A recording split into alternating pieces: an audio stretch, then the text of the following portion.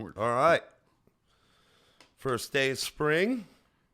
This is going to be mock draft NFL 2019 mock draft 1.0. Got it? Get it? Got it? Good? That's going to be our title. So good morning. It is the first day of spring. This is 2019 NFL draft mock draft 1.0, where Angelo and I are going to take turns going through the draft order and giving our picks for each team based on what we think, our expert opinion, if you are to call us experts. It is going to not really include anything in terms of trading back. It does include current trades. I certainly think that there's a lot of teams that are going to make moves come draft day. We're not going to do that today. We're just going to give our picks. This is based on, again, our opinion, our professional opinion, what we see out there, the team needs, and let's have fun with it. I mean, if we do something surprising, then so be it. But we'll take turns going through. You want to do the honors and go first, or would you want me to do the honors? Because sure. I could get you a little nutty on this thing. No, go ahead. You tell me what you think. All right, ding, Number one. Ding. So the Cardinals are on the clock with the first pick. And they need, I feel like, everything. They've given up a lot in free agency on the defensive side of the ball. I think they need a lot there, but I think they need everything on offense as well. But one thing I don't think they need, even though I don't have a whole lot of confidence in Josh Rosen. We had this conversation last time. He was great coming out of high school, great rookie or freshman year at UCLA, and got progressively worse, and that has to say something. Still, he was the first pick of last year's draft, or the first round pick for the Cardinals of last year's draft. I know they're bringing in a whole new staff. Everything's going to change. That said, and Kyler Murray may be incredible. And now everybody's saying that they're going to go take Kyler Murray. So on the clock, with the first pick of the 2019 NFL Draft, the Arizona Cardinals select Nick Bosa, defensive end, Ohio State. I think that's something they definitely need. I think until, as of late, everybody in the country said that they were going to take Nick Bosa. Now all of a sudden, it's Kyler Murray, Kyler Murray, Kyler Murray. And they've got a guy that had nothing to work with last year in Josh Rosen. Again, not that I think he's great, but at least don't take another quarterback with your first pick right back-to-back years. It just baffles me. So, I mean, you haven't ever seen a team do that? No. Cleveland or anything? They've done every other year they go after. But I mean, I don't know when it's ever happened. I think you're wrong there. I think that's exactly who they're going for. Buddy? I think they're going to be filling seats because the guy's numbers were incredible at the combine. I think he's an explosive and exciting player. They need some life there. That's where they're going to get it. That's where they're going to find it. How do you know you're going to find it? If he doesn't have the team around him like Rosen didn't, he has nothing, then the best thing you have is an aging receiver that is contemplating retiring every year in Larry Fitzgerald. Physically, he's a better quarterback in that situation because you're right, he doesn't have the team around him. And he's probably a better fit to be able to bring some. Atlanta did it with Michael Vick. We had nothing. He was the offense. He's going to have to be the guy and build off that, and that's probably what they're going to do. That's why they went to that point. They went to the point of getting number one guy because they need it. They need it. The NFL is about selling tickets as well. And you're not wrong about that. Great point. But guess what? I gave you the option of taking the first pick, and you chose otherwise. So no, I understand. Nick Bosa is off the board. I liked your commentary on it, but Bosa is off the board. So you are up with the San Francisco 49ers on the clock at number 2. Well, San Francisco 49ers, I mean, that would have probably been my pick, is having Nick Bosa go there because they seem to have a decent offense. I mean, they're definitely getting it together on the offensive side. They definitely need to put a little bit more power on the defensive side, and that's where they would have found it at this point. Maybe Josh Allen. I mean, you're going to have to go down the list. Next better fit for the team. Once again, either a defensive end, a linebacker, even a corner. Somebody that's going to be explosive and be able to really shut people down, and hopefully, keep any kind of short passing game in check, and hopefully the line will hold up for any kind of rushing game. But I think they have a decent chance. I think they actually are going to pull it together with the changes that they made and how they came together as a team at the end of the year. I think a couple of defensive moves like that is going to help them out. Yeah, well, I mean, the only thing that I question about that is that they did bring in Quan Alexander and D Ford in free agency this offseason. D Ford's a D end, just like Allen is. But there's nothing wrong with loading that up. Allen, here's the thing I would say about Josh Allen. He had a good solid 4 years, progressively got better at Kentucky, capped it off with, a remarkable year for the Wildcats in terms of football. And I think based on what I know and what I can see, he's a decent individual. And one thing that the 49ers can't seem to get right, especially on the defensive side of the ball, especially at the end, is a decent individual. They've had player after player come through there, and there's been so many off the field issues that they don't ever get their value from these guys. So I hear you. Great pick. I'll back you up on that. He's the guy that probably would have went there. So San Francisco takes Josh Allen, outside linebacker DN from Kentucky, with the second pick, and the New York Jets. Oh. Well, it's like a circus over there. So let's you never know with these guys. I mean, they might just pick up a kicker first round. I mean, that'd be hilarious. That'd be hilarious. And for their first round pick, they pick up like the next of it. What's the kid from Georgia with the glasses? Blankenship. Rodrigo. Rodrigo. Who knows how they spend their money? But go ahead. All right, so this is interesting because needs for them. Needs are offensive line, edge rusher, defensive back, center. That's really kind of what they need. Now, was that half the team you just mentioned? Yeah, well, almost. I mean, keep in mind they've got Le'Veon now.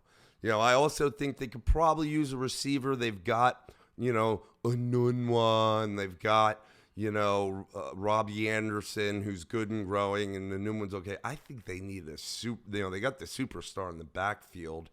Tight end, I don't know. Maybe balance it out. The thing about the Jets is they're usually, even though they're not that great, when the years that they're maybe you could say decent is because they have a good defense, and they haven't been that.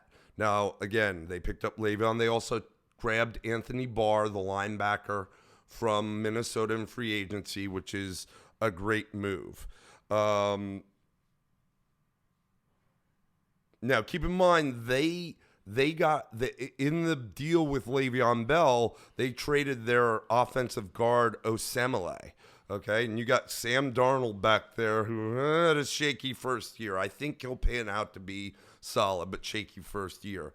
So my problem here is with the depth and the talent on the defensive side of the ball, I don't see the number 3 pick being an offensive lineman. Okay? I think that's what they need. I think there's a possibility. Yes, there is a possibility the Jets could trade back when they always trade up. But we're not talking about trading out of the position. So if they stick at number 3 with the 3rd pick in the 2019 NFL drafts, the New York Jets take defensive tackle, defensive end Rashawn Gary out of Michigan. Gary's a guy that coming out of high school was 5-star, incredible prospect. The Tigers were after him. I thought he was going to go there. He ends up at Michigan. It came down to the wire. And a guy that got banged up a little bit at the beginning of last season, it was junior in the season before, but just continued to progress and get better and get better. And the reason I say Gary is, one, he played in Michigan where it's cold. It's going to be cold in New York. You may say, well, what about Quinnen Williams? Well, Williams played at Alabama. Not that he played in the cold, but most of the time. Two, Gary had more starts than Quinnen Williams on the ball, and they need somebody to go in right away, which I think Williams can too. But he's just a more seasoned guy in terms of starts. So with the third pick, the Jets will take Rashawn Gary. I definitely see the need on the defensive side. They obviously addressed a little excitement for their team, on the offensive side, but I think they might even be able to add to that. It's a mystery. I think they definitely would benefit from having that pick. I think they might go bigger. I think Williams from Alabama just is a bigger body. He's just a small mountain of a man. I mean, he's just enormous. I think he can fill 2 holes. Well, believe me, I met the guy. That's what she said. That's what she said. I'm not in person, not like introduced, but I was standing right next to him, and he is a big dude, and he's not heavy. That's the thing. Like, as a D tackle, he was wearing a suit, and he looked very trim. So that dude is a monster. I agree, but again, the point being is I think with that system and in that type of environment, I think you need a guy right now that has had a few more starts. Keep in mind, Quinnen Williams, he played at Alabama, and Alabama defense, especially on the D line, is always awesome, and so he had to sit and wait his time. He really only got 1 full year as a starter, and that's my point. So you are on the clock. The Oakland Raiders are on the clock with pick number 4. Oakland Raiders. Now, there's a team that's going to have to definitely appease the fans. I mean, being an exciting new area, new team, seeing what they can pull together, seeing what kind of fans they're going to develop there, and draw in some of the old fans from the old LA Raiders and trying to find a happy medium between what they had. Well, before you do that, they have their 4-year, $66 million contract they gave to sign Trent Brown at offensive tackle. They handed out 2 more $4 million deals, $40 million deals. You have one to LaMarcus Joyner that they brought over from the Rams for $42 million. He's a safety. And then they brought Tyrell Williams from San Diego, the wide receiver, over for $44 million. And then they went and made the blockbuster deal for Antonio Brown. So they brought in 2 receivers, a safety. When you think of Raiders, you obviously think defense. And I'm trying to tell you, that's where they're going to go after. Okay. They're going to build that defense at this point. They've addressed their offensive issues. I think they actually just having a guy like Antonio Brown. And they got rid of Khalil Mack last year. He is a definite game changer. I mean, you need a touchdown, you can count on this guy. I think he has the excitement to go there. I think he was ready to get out of his situation. I think the whole town's excited because it's not even just a new team for these players. It's a new team for the city. It's a new change for them. And I think they're going to go back to the past where they're going to be just the clad iron, defensive side of the ball. Just make sure you can't get past them. Stuff it, down your throat. If you want to try to run, they're going to be in the backfield every time, and they're going to need some sort of pass rusher, edge rusher. I think at that point they're going to go after the kid from Mississippi State. What's his name? Montez Sweat. Outside linebacker. I think he's got speed. He's got size. He's just right. He can at his size, he can put his hands up in the air, knock balls down. If they try to get the quick pass, they're trying to throw it out for a little screen. I think he's the guy. He's the guy that they're going to be looking for. You definitely need a guy that, if you're going to go there in terms of defender in the front, whether it be the front four or the front eight, you need somebody that is just relentless, considering you let go of a relentless guy like Khalil Mack. And I agree with you. Had to. They have to. Sweat they had is to move. They had to rebuild. Big dude. He's 6'6". He's 240 something. I mean, he is a big dude. Another guy came out of high school, 5-star, went to college, and he performed. You know, that doesn't always happen with these big star guys. He performed, you know, every year progressively got better. Now, I don't want to dwell on it, but he did just get his physical and he has a heart condition. Now, teams are saying they're not concerned about that. That doesn't concern you?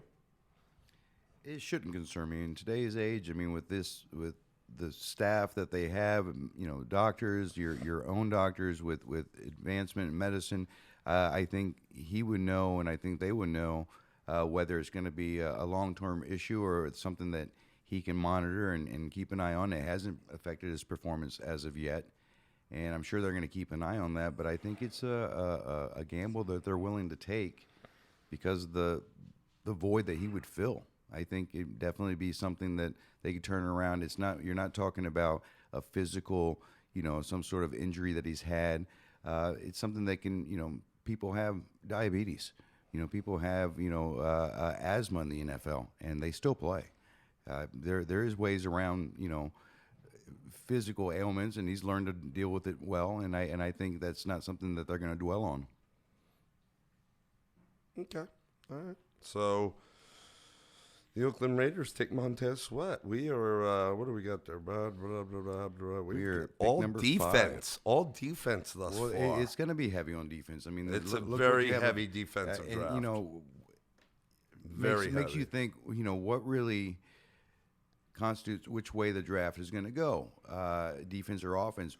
Is it the needs of the team, or is it the quality of players that are coming out? It's, you know, it's a little bit of both. I think that this year especially, I think that it's going to be you're going to have a few offensive like stars sprinkled in, but it's going to be primarily defense, especially on the front in the first round. It's just so much depth. Maybe the top 4 at least, but we're at number 5 now with Tampa Bay. And well, again, here's the thing. I think Tampa Bay because I think they're going through the restructuring right now of Donovan Smith, their offensive lineman, and he's pretty good. I think he thinks he's better than he is in the state of offensive line. You need good ones, and I think he's very serviceable, but maybe a little above average. But you also have a new offensive coordinator. Again, number 5 to take an offensive lineman in this draft, and there's some good ones, but no one that I could say you're going to take at number 5. There is no Quentin Nelson, the guard from Notre Dame that was taken by the Colts at 7, the first lineman I think last year, and he is incredible, a game changer at offensive guard. Okay, there's no one like that. So number 5, and he was taken 7 last year, I believe. So number 5, I still think is too early for a offensive lineman. That's what they need. So that said, you got the Tampa Bay Buccaneers on the clock with the number 5 pick. Now keep in mind, I actually did a little dive into the Bucs yesterday. Okay. Because we had talked last time, and I, like you, was like, man, the Bucs did their own dive this past year with their record. I mean, I, like you, was like, listen, I don't know about these guys. I think they need everything, right? Then I started looking at the roster, okay? On defense, at D-tackle, they got that Bo Allen kid. They've still got Noah Spence they drafted last year or the year before at the end. And he just hasn't really come on, had some off-the-field issues coming into the league, this, that, and the other. But let me tell you something. That guy, he is a game wrecker if he can get on point. They also drafted, this is going into his third or fourth year, is Carl Nassib, the D-end out of Penn State, who's also real good. I mean, you're talking about a guy that's 6'7", 275 at D-end, and a game wrecker.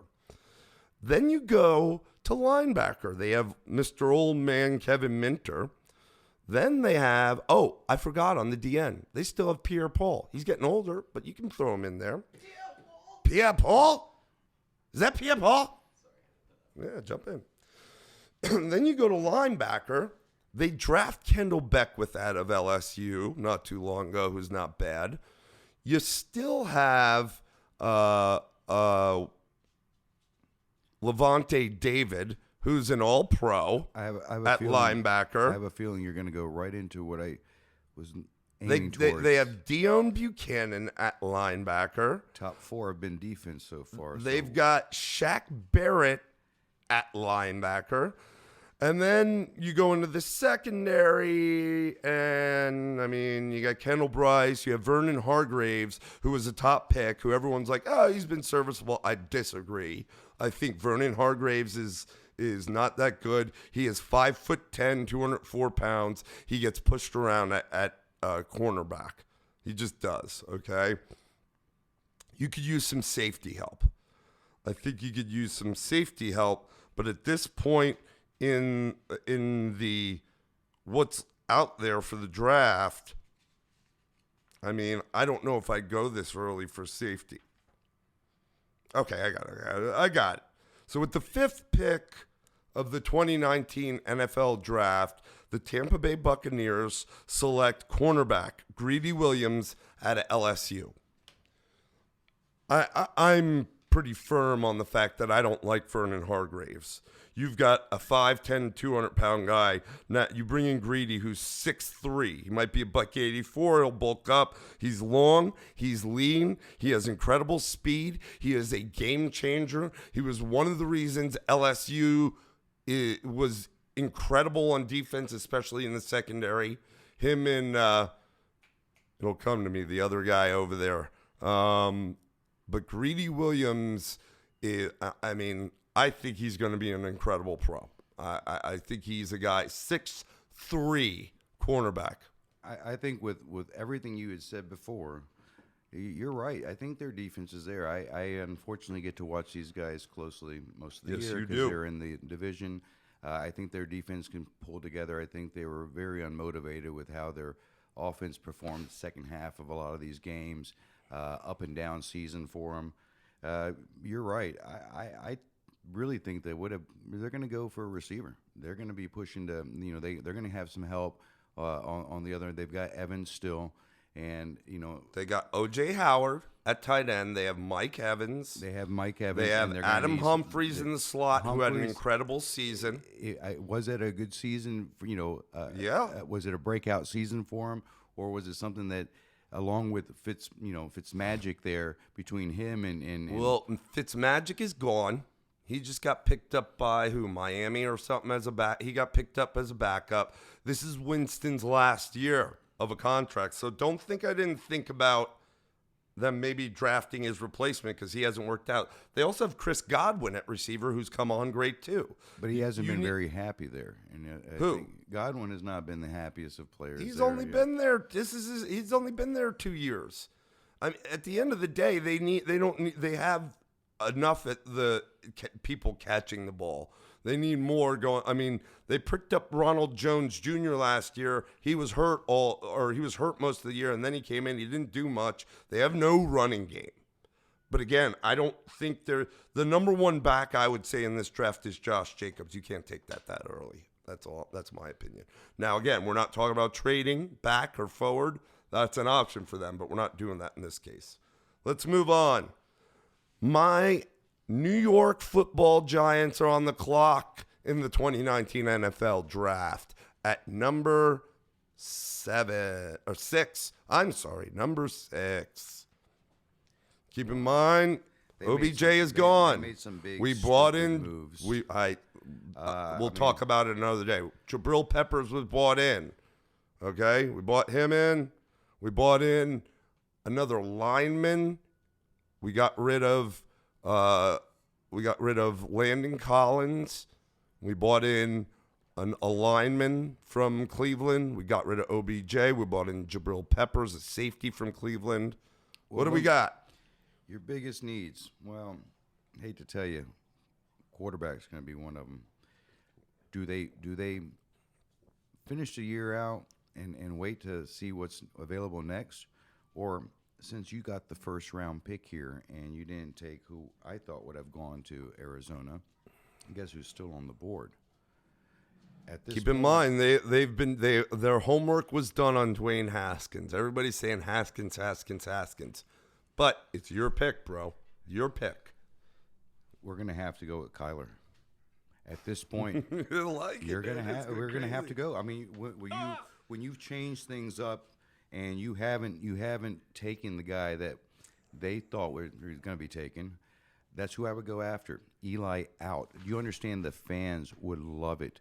The excitement in that city would be like, finally we're making some moves. Got rid of Beckham, who was just a cancer in the locker room on social media, just not happy being there. I said it before. I thought he was going to go to San Francisco, but he went to Cleveland. Whatever, he's still gone. They took a dive on him. They lost money. I thought they would lose $30 million. They're 16, not bad.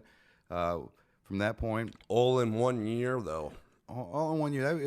They'll be available in the coming up year. But if you're going to replace a quarterback and you have a running back that is incredible, and then you're going to add a quarterback that has lightning speed, it can throw the ball, has pocket presence, and can run. Wow, I think you've added a lot of excitement. I think they might go down that route. They're going to start building from that point on. There's a lot of defense still available.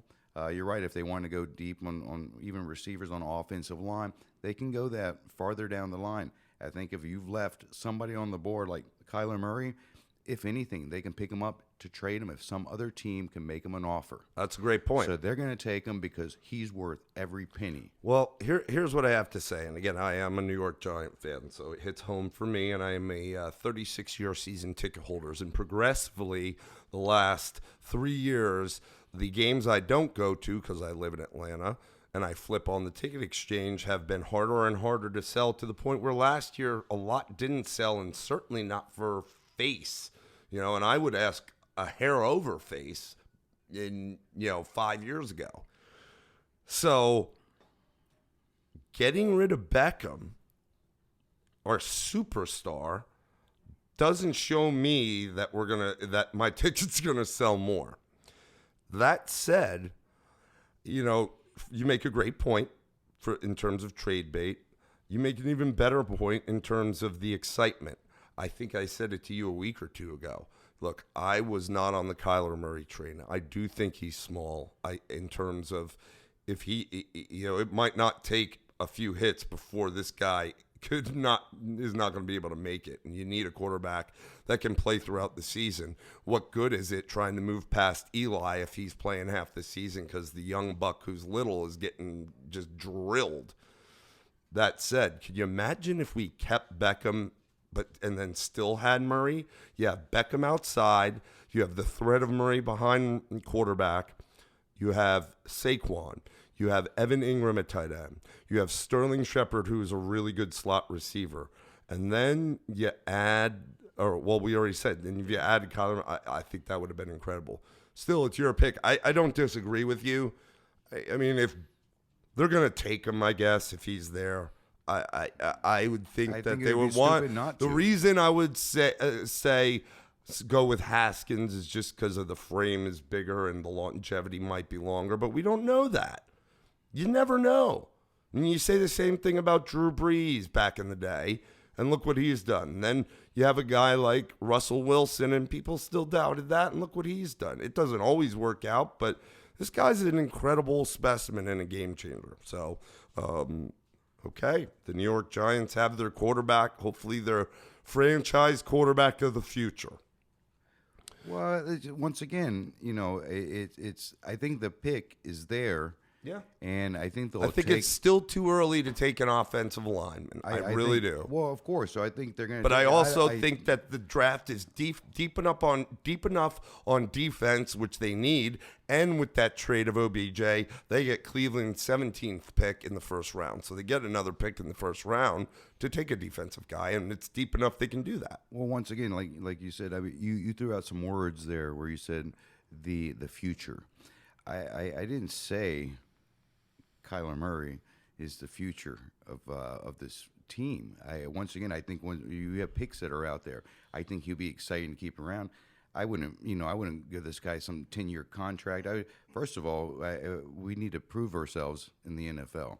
I think he's available out there to where he can cause other teams to start thinking about, well, hold on, maybe we can make some trades. I mean, what if? I mean, I know that the Raiders have been very happy with Carr, but what if Antonio Brown gets traded back to them? They take Murray, they take Kyler to get rid of him so they can pick up the receiver that they just lost. You never know. I think they'll take him, but I don't think Gettleman has a plan. But I'll be honest with you. After there was a press conference and a lot of banter after the trade with OBJ, and as a fan, I was so ticked off. I didn't even want to hear his jabbering mouth. I didn't. I don't understand what's going on. Now, that said, it's a chess move. I think they take him. We're not, if they make trades or whatever, that's fine. But I say they're quarterback of the future, assuming they're not, because again, we're not talking about trades or moving up or moving back in this. The New York Giants do not draft quarterbacks that they do not see a long-term plan with. True, the game has changed. It has, but this team is one of the old school traditional teams, and that's the way the ownership will go. And if they're going to take Murray, their idea, unless injury prohibits or unless they do some sort of trade, if they're taking him in our mind as the quarterback, then they're thinking he's going to be the quarterback for years to come. Keep in mind, you're on a rookie deal for 5 years, and if they're good enough, they restructure at 4. Okay, so it's not 10 years right out the gate. I think they're going to go ahead and take him. So okay, I like it. Pick number 6, Kyler Murray. So the 7th pick in the 2019 NFL Draft goes to the Jacksonville Jaguars. Well, they've already made some changes, at least in the quarterback position, huh? Yeah. I mean, wow, that you're talking about once again. Before you were talking about these first round picks that even with what was it, Rosen, or Josh Rosen, the chosen, Rosen, the unchosen. I mean, who knows with these guys? I mean, you had how long was he there for? What's his name? Blake. Balake? Yeah. Balake. Never like a year. Blake? 1 year, Oh, Bortles a year? No. Bortles was drafted like 5 years. He's been there a while, dude, but he's been injured. Yeah. Even when he hasn't been, even when they took him deep into the playoffs last year, he was a game manager. I hate to say that. You could say he maybe did a hair more than be a game manager last year, but obviously it was the consistency. That's the problem with Bortles. I think he could have it in him. He just can't be consistent. And in the NFL, that's the biggest thing. You got to play at a consistent level. Even if you're not the greatest, if you're played decent enough, you got to be able to put that out there every Sunday. Or Thursday, Monday, Tuesday, Wednesday, whenever they have the games now. But that said, Bortles is gone. Nick Foles is in. Foles, I think he was a good pickup for him. Definitely a good pickup. We'll see, man. I mean, they too have offensive. That was one of their biggest needs. So obviously they have addressed that need. Do you think is that a permanent change, or I mean, what do you think they're going to go after now? Well, Foles has been in the league a while now, and so I hope that now for the Jaguars, they're playing. They're 40 years old. I mean, look at Breeze. Look at Brady. I think Foles has got. They're protected. These guys. His contract. He could play through his contract. He's got a few years. I think that, they have needs at a lot of places. Offensive lineman, safety, tight end. I still think the defense is a good defense. I really do. So, and I know it's kind of early. I don't want to say receiver just because they have a mishmash of receivers. I think there are some good receivers there. Last year, they took the kid out of LSU, who I think can come on this year. All right, with the 7th pick of the NFL, the 2019 NFL draft, the Jacksonville Jaguars stay at home in their backyard and take offensive tackle Juwan Taylor, Florida. That's a good pick. Yeah, they need it. They definitely need some help on the offensive line, whether it's the tackle. I would even say even a tight end. I mean, have somebody that they can get rid of that might have some sure hands that get rid of the ball too quickly. We'll see, but definitely offensive line. I don't know if that early for tight end can go. I just think they need a guard. They need a tackle. Right now, you got to start somewhere. So go get it. Go get the lineman. You bought in your quarterback. You're paying him. You need to keep that kid upright. Good pick. Good pick. All right. So why don't you go here with we got the 8th pick of the 2019 NFL draft. Or not the 8th pick. Detroit Lions are on the clock with the 8th pick. Detroit Lions. I mean, they had an interesting year. I mean, I think they're definitely going to probably end up going maybe on defensive side again. It's defensive heavy. We have a few guys that are still on the board. Maybe an edge rusher. Let's see here. They could use linebackers. They can use a few anything on a lot on the offense too, man. They have no wide receivers. They don't, but I think they have no tight end. At this point, you still have a quarterback that's a really experienced quarterback. I mean, listen, the guy he can throw the ball down the field. So I think he can take a decent receiver and make him a good receiver because he's a very accurate quarterback. I don't think they're going to invest heavy because there's not many to invest. I mean, the only one that you have that's going to be coming up that's probably worth anything is going to be in. You didn't want him, obviously. I think for your pick for Tampa, but Metcalf. I mean, are they going to go with him? He's incredible. He is incredible. I really think that Metcalf could. I mean, I know. Look, they have some good receivers coming out of there. I know Laquan Treadwell was a flop coming out of Ole Miss. But I think that Metcalf, he is just blazing speed, great receiver. Both those guys, he and A.J. Brown at Ole Miss, I think are going to be studs in the NFL. A.J. Brown is, I think, the second coming of Anquan Bolden. But to your pick. Well, I believe Quinnen's still on the board.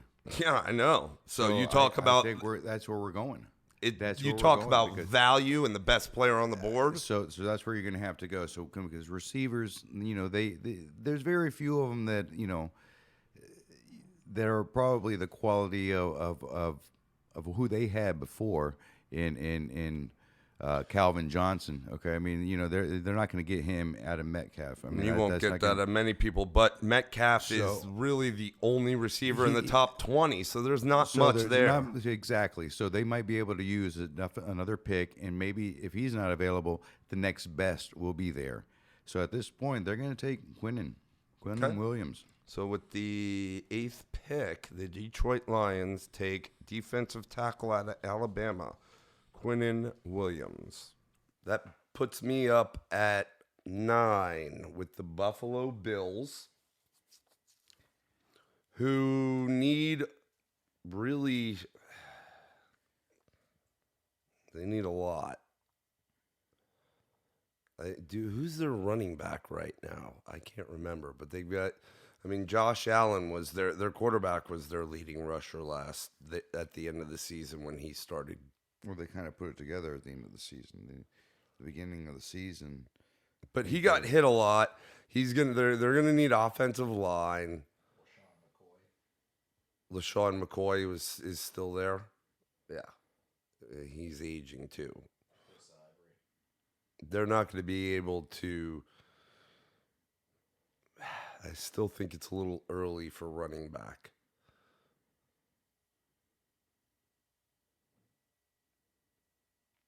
I would say at this point, they're going to look to protect the investment they made in Allen last year. So with the 9th pick of the 2019 NFL draft, mock draft 1.0, the Buffalo Bills take Cody Ford, offensive tackle out of Oklahoma.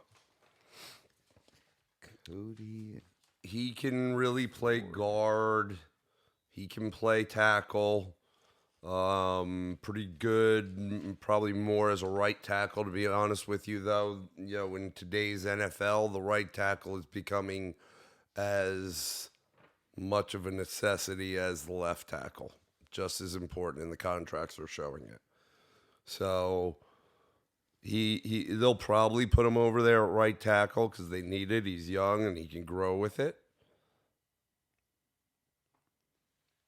But he can play guard as well. But they've got to have somebody to protect this guy. He got knocked around a lot, and granted, he ran the ball a lot. But let's try to resolve one of those two evils, which is getting knocked around a lot when he drops back to pass, and maybe that'll also alleviate his need to run so much.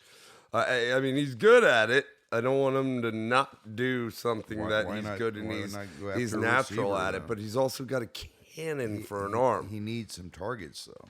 I understand that, but they've got to fix the offensive line. It is bad there right now.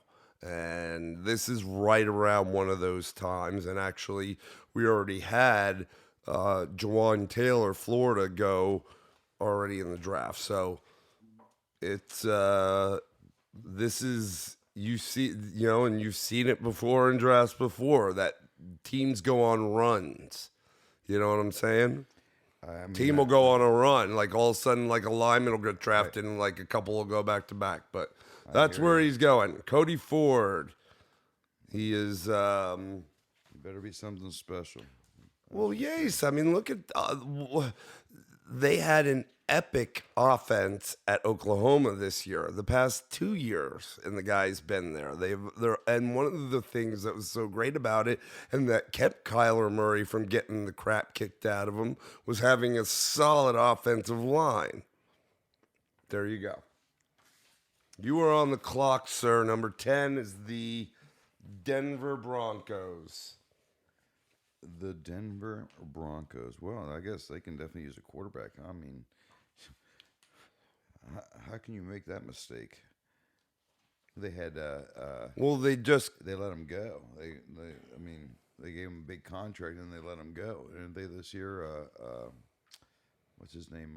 Well, they just traded with Baltimore and got Joe Flacco. Well, I mean, he's just like a fill-in. He's going to be their starter. I know, but he's like basically a fill-in. I mean, he doesn't have many because things didn't work out last season as they would have thought with Case Keenum. Well, that's where it was. Case Keenum. I couldn't. So Flacco will come in and be the starter. He's going to be able to be all right. They need a quarterback. Their answer is not going to be Joe Flacco. Okay, he's not going to make it out there. He's not going to go from Baltimore into Mile High, area, and turn it around for that team at the age of 37. I mean, the guy is pretty much done. That team is definitely in big need of a quarterback. Your next guy, I think that they might take. I mean, they're going to have to put somebody, either if they want to give him the starting job from the beginning and have Flacco as their backup, or have Flacco start the season and move him in. But I would go with Dwayne Haskins. That's it. Give him a home. He's used to playing, in certain situations. I think that it will fit well for Denver. I mean, they had a decent defense. They've had great defenses over the years. Their defense was a little, I guess, taken back last year. I think once again because the offense was so bad. The defense was playing 3/4 of the game. The offense had nothing, so they were constantly out there getting tired. and not being able to make the stops. But they didn't lose a lot of games by getting blown out, so they're still in it, and their division is not that incredibly tough to where they would have a problem with moving into it, getting a quarterback that could replace Keenum, which anybody could, be honest, at this point. They still got to, I mean, at this point, you're looking at the rising Kansas City Chiefs that they have to contend with in that division, as well as the Chargers. And they're the Chargers. Though Phillip Rivers is old, the rest of the team is very young. Well, the Phillips Rivers is the leader on that team. So, I mean, they might be able to pull it together. I'll be honest, like I said last year, I can't believe they didn't beat New England. So at that point, I think his career is pretty much done. If Phillip Rivers can't beat Brady after his 5th try, if he can't beat the man towards the end of his career, he shouldn't even be there. He has no motivation to be there. I mean, I'm with Denver. I think they can rebuild with a quarterback, getting somebody like him and having Flacco there to show him the way, because he's been to the show. He knows what he's doing. He's definitely a leader in the locker room and probably be able to be a good mentor to a young quarterback. So that's who I think the Denver Broncos would end up taking. I think they're going to go quarterback. I don't think they're going to worry much about their defense right now in the first pick. And we're going to go with Haskins. Okay. I mean, I don't know why they would have went and got Flacco, but okay. The reason they would get Flacco is if to give them another year so they could get at somebody like you don't know. Once again, where you're at on your picks. What other teams are doing? You didn't pick up a quarterback for Arizona. I picked up quarterback for Arizona. Other teams might pick up a quarterback. You picked up a quarterback. I picked up a quarterback for the Giants. They might not be on the table by the time they get around. So I think they would pick up a quarterback if they're still on the table, because they can use them. Flacco they picked up just in case this situation came around and one of these two guys, either Kyler Murray or him, were up. And if they are available, they're taking them. And then Flacco, they can just let him go. What you got to understand is a lot of teams, believe it or not, have higher scouting prospects come through to them, or more with more information, or are more interested in guys on the whole that come from their region. Maybe it's because they spend most of the season in that region of the country, and on Saturday they're watching a lot of games from that region of the country. The Denver Broncos and John Elway have their eye on Justin Herbert out of Oregon. And I think Flacco is there to come in to play this year and the year beyond that to maybe be the mentor. That's just my thought. I don't think they would have went and really did, one of the only trades for their team in this offseason or impactful being getting Flacco and then going to use their first round pick. But it is your pick, sir. So Dwayne Haskins is off the board. And who's number 11? The Bengals. And they just decided to let Vontaze Burfict go.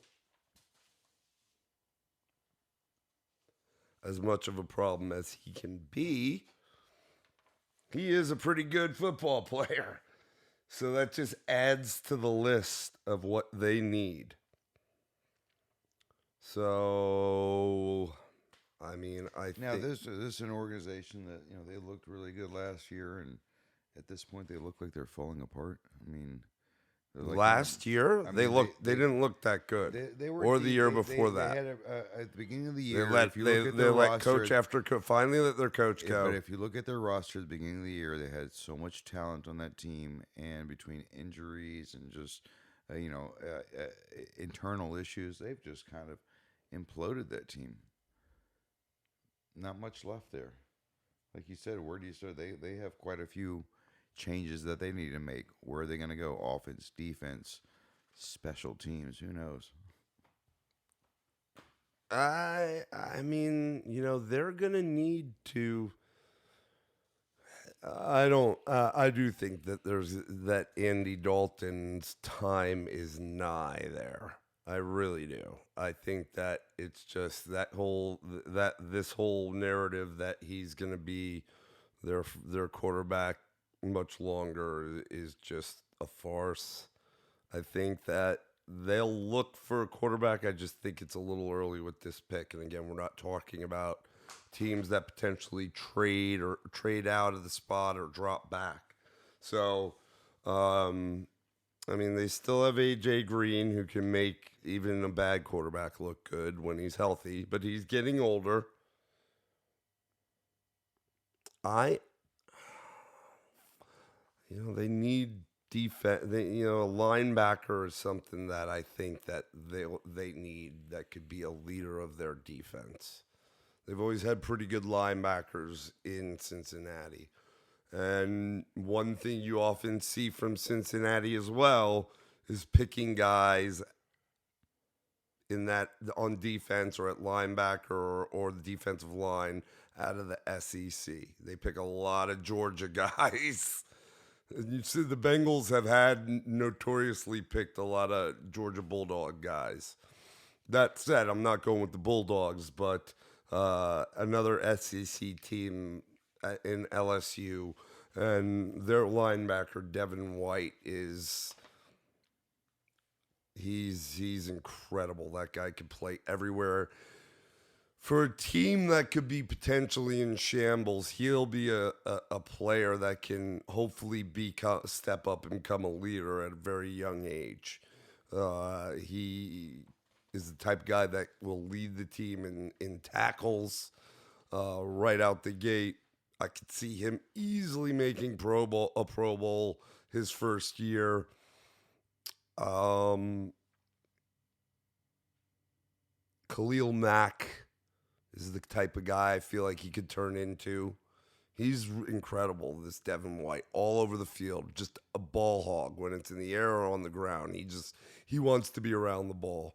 And, he got shafted during that one game. What game was it that he got kicked out of he got a targeting penalty that was totally a bullshit call. And it was in the second half of the game, so he was out for, I think, the first half of the Alabama game as a result. But this guy is monstrosity. So that's where I'm going there. Devin White, linebacker out of LSU for the Bengals with the 11th pick. And you were at 12 with the Green Bay Packers. Keep in mind that Clay Matthews, even though he's old, he has been a leader of that defense. He's gone. I mean, this is an easy one for Green Bay. I mean, what a smart organization. I mean, they seem to always kind of do things right. They get rid of Clay Matthews towards his end of his career, where he feels like maybe he can do some good somewhere else and breathe some life into him. He's a great player. Sometimes people's time is done there, but they have two choices. They've got two great choices sitting on the table. I mean, you have one of your guys from Clemson. They need They definitely need that edge rusher. You got Ed Oliver. So you have two back-to-back guys. I mean, what are you going to go with? 6'5", 260 pounds, or 6'5", 243? Or excuse me, I think he's 274. Excuse me, 6'1", 274. In Ed Oliver, it's just, once again, and he's fast. So you got to replace what Clay Matthews has done. And that guy has put the fear in quarterbacks because he can come from any direction, wherever he wants to, at any given time. Maybe having somebody on the edge there coming through and an outside or a defensive end or somebody that can really put some pressure on these quarterbacks and the running game. Just break in and disrupt everything. I think they might go with Farrell. That's a good pick. That's what they need, an edge rusher. That's for certain. They're going to be especially available with Clay Matthews gone and Nick Perry hasn't been that great. They do need another defensive lineman, but between the two of them, the only problem that would have concerned me if you had said Oliver is that Oliver had, was a little bit of a pain in the ass, for lack of a better phrase, to his coaching staff. He's not, and he was tall. A little bit of a diva about me instead of the team. He's not as tall, and in the NFL, and that concerns me because an organization like Green Bay, you don't see a lot of like hooligans end up there. I mean, they're always your hooligans, but like none that are as, that publicly you've heard about. No, I mean, I think that would be a good fit. Once again, like, you've got he's slightly, as far as stout wise. I mean, he's a big guy. 6'5". He's going to be able to put his hands up and knock any kind of passes down. He's going to be able to reach in. At least try to get a hand on the rusher. Maybe trip somebody up. Whatever he needs to do, he's got the size for it, and they have the opening. I think it's a great fit. And to be honest with you, being one of the better available prospects out there, and the teams don't need it, they can sit, deep down into the draft here and still pick up a really good quality player that actually fits what they need. This is not about getting who's the best guy out there and let's just pick somebody up. You need to pick somebody that you need and fill in a void, and they're going to fill in a pretty good void right there. I like it, buddy. I like it. They definitely, like I said, now that Matthews deal just went down. So, and keep in mind, what pick was that? That was 12. Green Bay also has a pick again at number 30 in the first round. So they could, get another defensive lineman with the depth on defense and especially at defensive line. So it's not bad. You get the edge rusher. There's a lot of defensive tackles that you could go with. So that's a good pick. Good pick. So number 13, I'm on the clock with the Dolphins. I was just checking, just to double check to make sure they only had the one pick in the first round. And that is correct. And they just dealt Tannehill. Where did he go? He went to back up. Goff or something. I can't remember, but it's irrelevant. I mean that they have to have a quarterback. They have no quarterback. So, I mean, what's left out there, you have Drew Lock, who I don't think he is the next best quarterback. I think, Drew Lock out of Missouri, Daniel Jones out of Duke. I love him, but he just, it's the Dolphins. I feel like he's too smart for him. He's going to, yeah, too smart for him. I feel like he's going to end up being the better quarterback, but Drew Lock is like reminiscent of like a Tannehill or a Smoking Jay Cutler, that type of quarterback. But, I don't want to, label the guy right out the gate. We'll see. He was a college quarterback. He was pretty good at Missouri.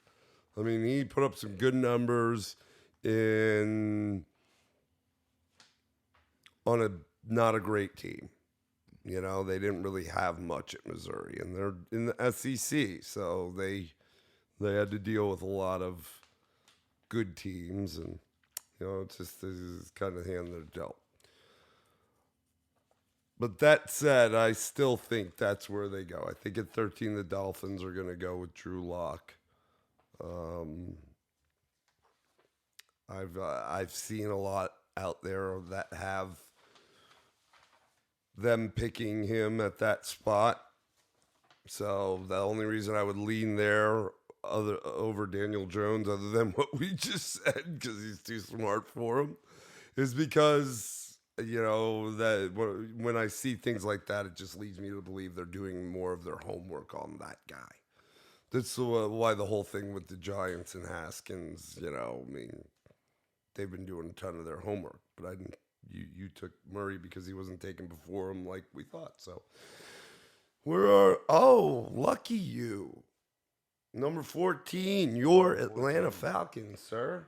This should be quick and easy. Falcons. Well, I mean, their defense kind of came alive, but I wouldn't mind making it stronger. At this point, you definitely have to get those guys out there. I mean, I would have liked Farrell to be an addition to the Falcons team. I think they've got a couple guys from Clemson that they're going to start meshing well with. I think they're going to be putting Grady Jarrett there for a while. If Beasley comes through, if he's able to perform, I think he's pretty much done this year. This will be his last year before he's going to probably try to move on from the team. Maybe add that guy from Clemson, but he's gone at this point. So I would go with my next best thing. Let's go with Ed Oliver. Okay. Surprising. That's not where I thought you'd go, but at this point, for Oliver to still be on the board is a little surprising too. I mean, he's the top five. They could definitely use some before offensive this line year. Help, but I mean, where are you going to go with before this college season started? He was thought of as the number 1 overall pick.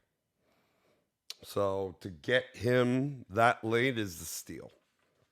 It's a steal. So I hear what you're saying. It's not something that I think they still have a lot of firepower on offense. I mean, I'm not gonna. He's going to be going up the middle. I mean, he'll be a different defensive tackle than Grady is. And that's good. Well, I think having both of them there is what's going to help out. We've had Atlanta's run a lot of schemes in the past where they might just want to pull people in and out, keep fresh legs the whole entire game. Every other play, hey, move them out, move them out. They're basically getting 50% workload, and that keeps these guys fresh, and it keeps that defense strong, and it keeps them throughout the game very competitive. And if the Falcons would learn how to run their offense better, they would learn how to dominate because they have the power and they have the offensive weapons to be able to just kind of slowly move the ball down the field and move it the way they want and pass it to the best receiver in the business right now. At any given time he wants to catch the ball, he's going to catch it, but they need that help on defense. They've only had big plays. They haven't had a defense that's basically a 3-and-out type defense for a while. And I think adding him would really put that pressure on the line. It would make quarterbacks get rid of the ball quick.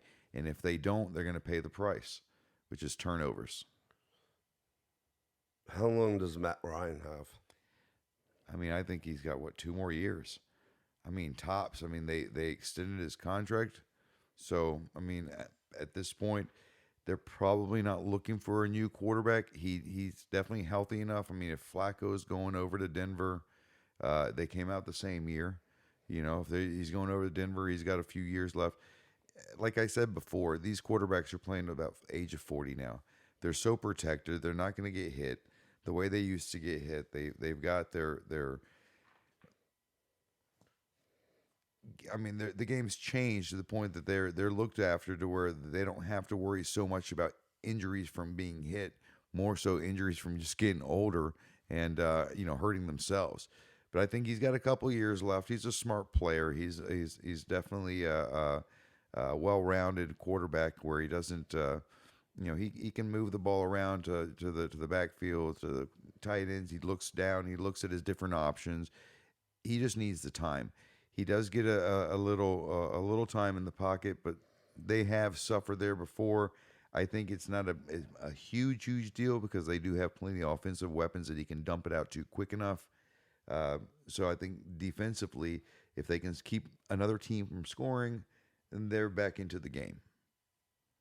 But 2 more years with him, and then they're going to start looking for somebody, and it's not going to be, next year. It's probably going to be within a year or two. I mean, we'll see. We'll see. But it's a good pick. It's a good pick. Hopefully his off-the-field candor is not the same as it was this last year in college, because pretty much why he dropped out of that number 1 overall pick. The number 15th pick is the Washington Redskins. They're going to take Daniel Jones, the quarterback. There's going to be this is at 15.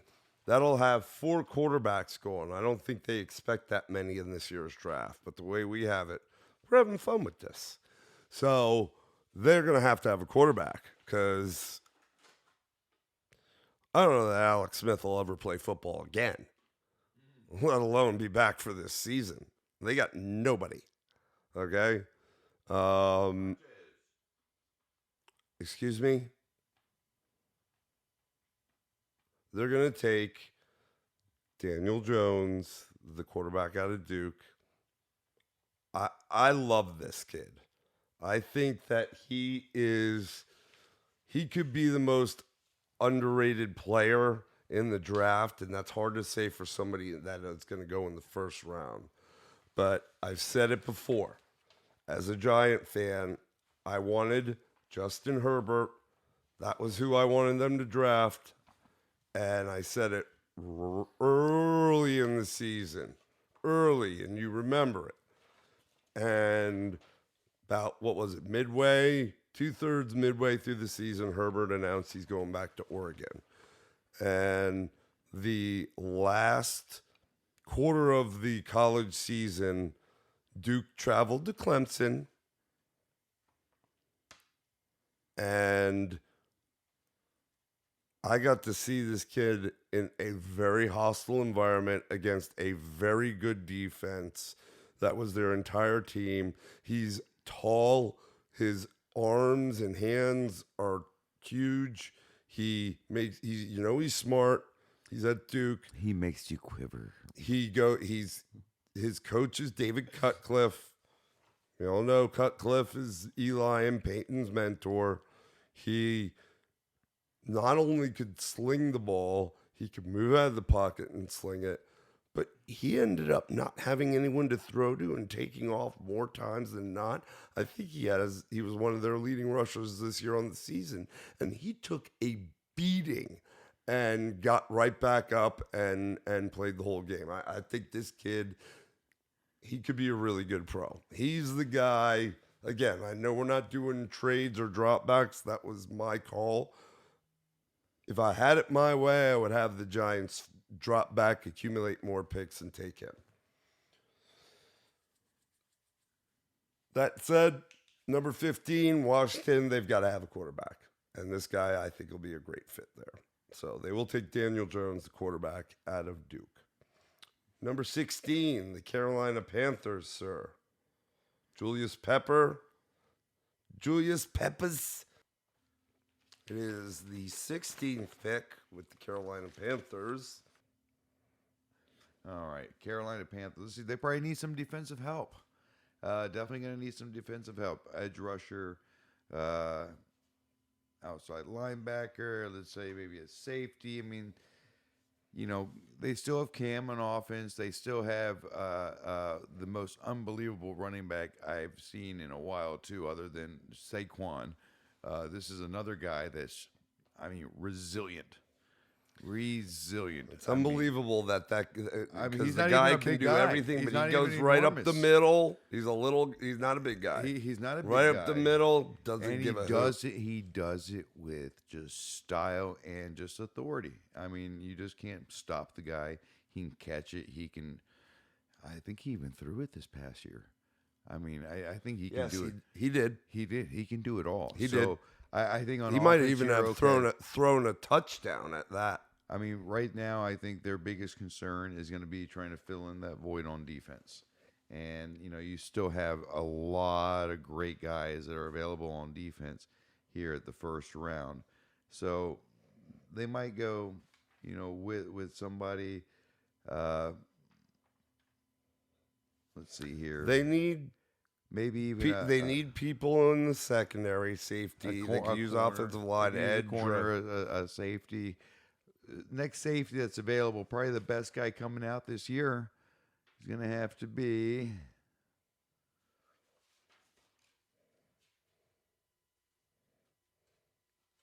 Yes. I'm trying to find out. As you're flipping. Yeah, I'm trying to see who's even available. Yeah, Who's coming out. Lick your fingers in between in the mic. Oh, all right. Yeah, the kid from Alabama, Thompson. You know, Thompson's coming out, and he definitely is. You know, you got a couple guys coming out between him, and you also have Taylor Rapp from Washington. But I mean, let's be honest here. Any product coming out of Alabama is typically a good product. It's somebody you might want to invest in. I think if you're going to go ahead and go there, I mean, other than maybe a corner or outside linebacker, there's not too many choices that are available that haven't been already taken off the board that they can probably use. They might be able to use a receiver, maybe. You know, if you really look at it, I think Metcalf is still available. Is he not? I don't think he's been taken at this point. Yeah, but I mean, keep in mind they've went receiver early. The past several years, Curtis Samuel. They did, and once again, what was the guy last year? So I don't know. They might do it only because he's such, you know, it's such a good. And they also lost Stephen Davis too. I think he went like to Arizona or something. And they've got Kuechly still, but he's not getting any younger. I mean, you know, he's awesome, but he needs some pieces around him. Well, I mean, other than that, you know, they can also go with Draymond. Draymond, good defensive tackle out of Ohio State. But I think they're going to go safety. And with safety pick, we're going to go and pick up Alabama's Deontay.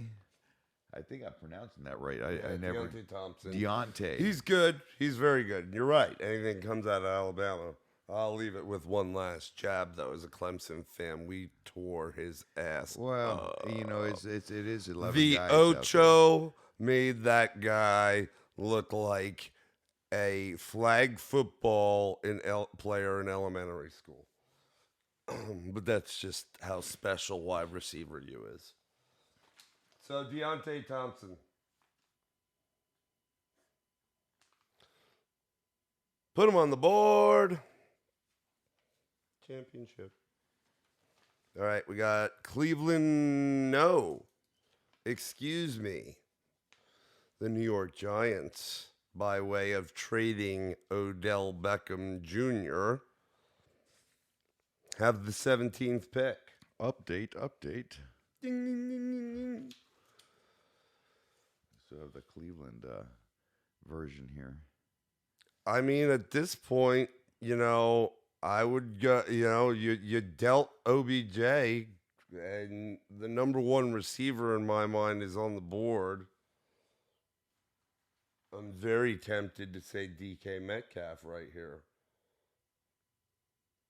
But you could also go with, you know, DeAndre Baker could be the best corner in the draft.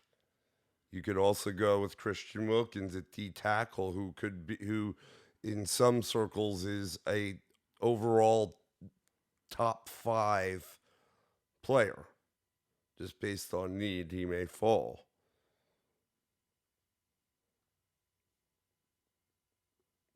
But I'm going to say after dealing OBJ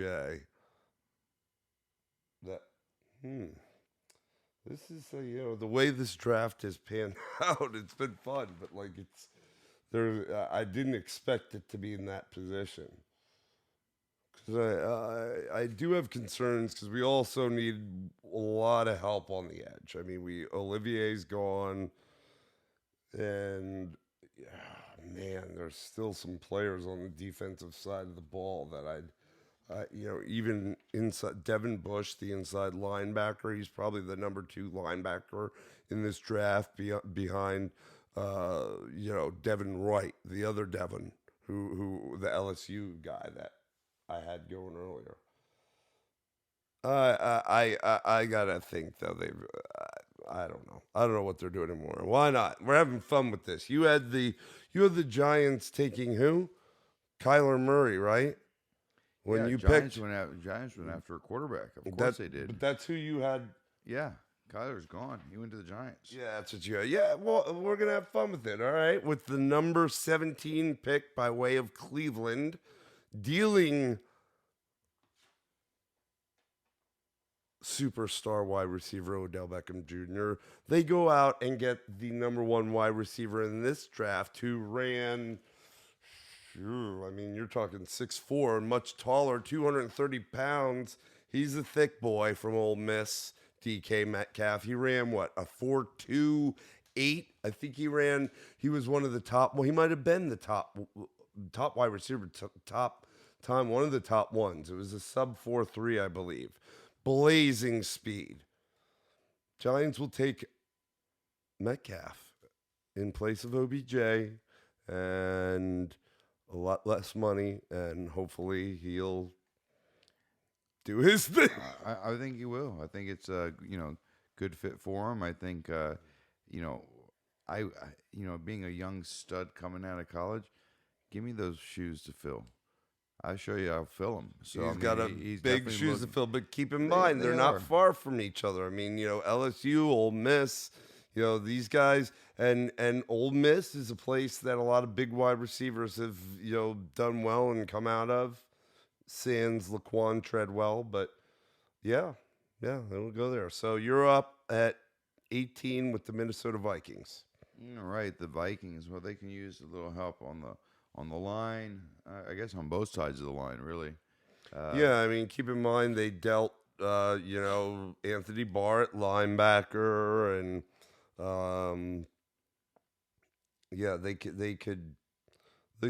everybody could, especially at this point in the draft, offensive line, if not many have been taken, only like a couple, I think, have been taken, are a really good, valuable commodity. But they could use, they can use help at both tackle and guard. Move Riley Reif inside from tackle to guard because he's not really performing well as a tackle, but he's still serviceable. And I mean, I think with as many defensive guys Compton's a free agent. I don't know if he's been signed. And then Mike Remmers, I think he just hasn't been the guy that I think, experts thought. I just don't think he's that great of I don't know. It just hasn't worked out with him. So, they could use somebody on the offensive line. They could use defensive line at this point, and they could also use running back. Yeah, well, I mean, you're not going to run anywhere if you're not going to make a hole, and you're not going to throw anywhere if you're not going to hold anybody back. So I think they're going to start building that line. We got the kid coming out of Ole Miss, Greg Little. What an oxymoron there, huh? Greg Little. He's only like 320 something pounds. Oh my God! I mean, Little where? Where the hell is this guy Little? Obviously not on the field. At 6'5", 325, he's going to be their next pick. They're going to go ahead and start building that lineup, and they can have anybody back there running and throwing the ball as long as they've got, Dallas has proved that before in the past. You have a good offensive line, you can do whatever you want. They've been lucky with good quarterbacks and good running backs, but, you have a line there, you can put my grandmother back there, and she can throw a ball. No, I mean, I don't disagree. I would. They've got to go offensive line. They spent so much money for Kirk Cousins, and I'm not going to get you. Greg Little was it? I'm not going to get you down that path. As much money was spent to get Kirk Cousins over there from Washington prior to last season. But that said, I definitely think they need to, protect that investment. So it's a good pick. Number 19. The number 19th pick is who? Tennessee. The Tennessee Titans. The Titans. God, they're underwhelming. What are they gonna do with Mariota? I mean, they had promise this year, but I mean, they had games where he has not been able to stay healthy, and this is the concern with Kyler Murray. Like, he's a smaller guy, and he runs a lot. He has not played a full season. They need wide receiver. What do they have at wide receiver? They got the one kid last year. God, his name will pop into my head, but he did okay. Is this me or you? Your pick? This is your pick. Oh. But everybody could use offensive line, like I said. You always have to build in trenches. Edge rusher. Oh, dude, they need a wide receiver. They need a quarterback.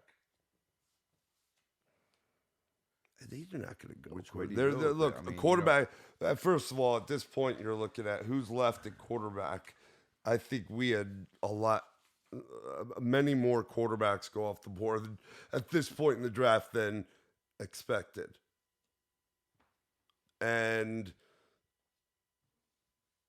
I think that the next one that might be of decency is like Will Grier from West Virginia. Probably the next one. So I don't know that they're going to go there. I think they go, what do they got in the backfield right now? Who does the Tennessee Titans have at running back right now? They have a very good running back. They have Derrick Henry. They have Henry who lit it up with Deion Lewis. Henry lit it up with 6 touchdowns in a game. Yeah, but it was. Where's the consistency? That happened over like 3 or 4 games. He was only given the ball towards the end of the year. He wasn't given the ball at the beginning of the year. It wasn't his job. He earned that job. He's a monster. That kid. They have a very good running back. Once again, a very underwhelming Tennessee Titans team, a team that on paper is spectacular and for some reason doesn't perform. I don't understand why they don't perform. I wouldn't disagree with you. I think a lot of that stems from Mariota coaching and Mariota. I think the coaches have tried to build as much as they can to cater to him. And I still think they have a good team on paper. But if he's not getting it done, then everything else falls apart. So you're going to go quarterback? No, actually, I'm going to go tight end. So TJ Hawkinson, kicker. Iowa tight end. They've had so many tight end problems. Delaney Walker is... That's probably where they're lacking is tight end. He's done. Then last year they went through like another 2 or 3 tight ends, and one of the guys was showing promise. But at this point in the draft, you're talking about a guy who's very highly rated. He's 6'5", he's 243.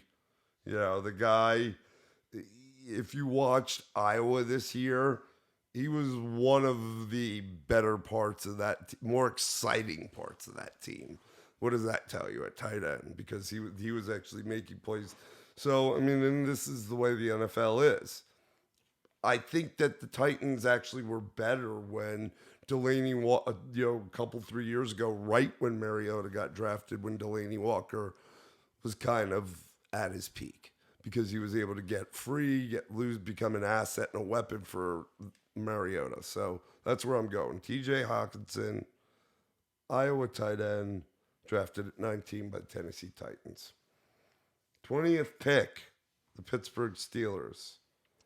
The Pittsburgh Steelers.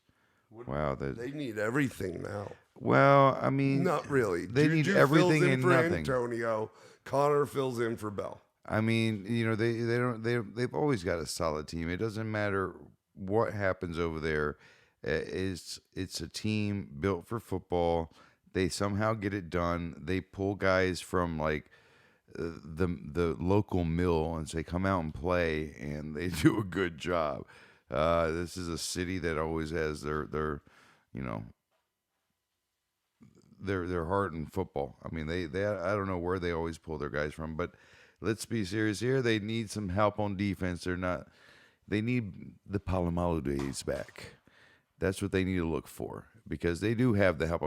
They lose a guy like Le'Veon Bell, and you know what's funny is they sitting back and laughing because his replacement sitting on the bench is a local kid, and he's gotten more attention by Beat Le'Veon. cancer. I mean, Came the guy back from cancer. The guy is college. he doesn't bitch. He doesn't complain. He gets the job done. His haircut is awful. And then, well, can't help that. It's What is that? But then again, there must It's a be something in standout, the just water like up there him. because Antonio Brown, whatever the hell he had shaved in the back of his head, was awful too. well, and then even with AB gone, you end up having Juju fill in. Like he had a great year. He's incredible. So with that, But with what that being happened said, when you were watching them this year and their offense was just going, crazy? The offense was doing well. Well, they weren't blowing people out. Why? I mean, they have no defense, though. Especially They have in no the secondary. defense. Their secondary. I was would actually go. I horrible. mean, if looking at what's left and who's out there, I believe Devin White's still on. No. No, what? He's gone. Where'd he go? I don't have him marked off. Devin White, LSU, Cincinnati. Well, that's where they're going to be able to. I had Cincinnati taking him at 11. But the other Devin, Well, Devin Bush, the Michigan linebacker. all right. Well, you also have Mac Wilson Yeah. from Alabama. Alabama. I mean, that's where I think either one of the two, they're going to need some help there. I think when it comes down to toughness, who's probably the tougher out of the two? Because with Pittsburgh, they seem to get guys that are just they're in for the long haul. They don't have guys that are just Mac Wilson. Mac Wilson. You think is the tougher of the two? Yeah, he's a thumper, and Somebody could take a when beating. we And played it's that- cold. It's a when rough Clemson- environment. It's Yeah. just nasty up there half the year. He was at Alabama, and Devin Bush was at Michigan. Bush is more of the athletic of the two. Wilson's more of the hitter of the two. Wilson, when we played in Alabama in the semifinals of the playoff last year, he single-handedly took over that game and gave Kelly Bryant fits. Our defense actually did a good job, but we couldn't move the ball because he shut Kelly Bryant down single-handedly. So if you're asking, I know what you're asking, like that prototypical Pittsburgh Steeler linebacker. You know what it I'm would talking be Mac about. Wilson more I mean, than you Bush, gotta have. I would think. They have a different, just like Green Bay. Just like there's a couple teams out there that just have a different, swagger. You know what I mean? Yeah. And these guys from Pittsburgh, they're like the guys that don't shave, don't shower kind of guys. You know what I mean? I mean, nasty kind of guys, but just brute men. And that's what I think they've been lacking the last few years is their defense. Where is their defense gone? Where is their leadership on defense gone? They've had some unfortunate happenings with a guy like Ryan Shazier and his accident at linebacker. But again, to reiterate, my answer, Mac Wilson comes in 6'2", 236. Devin Bush comes in 5'10", 225. So your choice. Well, from the beginning, Mac Wilson then. Okay. All right, we're at the 20th pick, and that's the Steelers. I'm sorry, you just had the 20th pick. You're at 21. I'm 21. The Seattle Seahawks. Man, their line wasn't very good this year. But everybody always needs offensive line.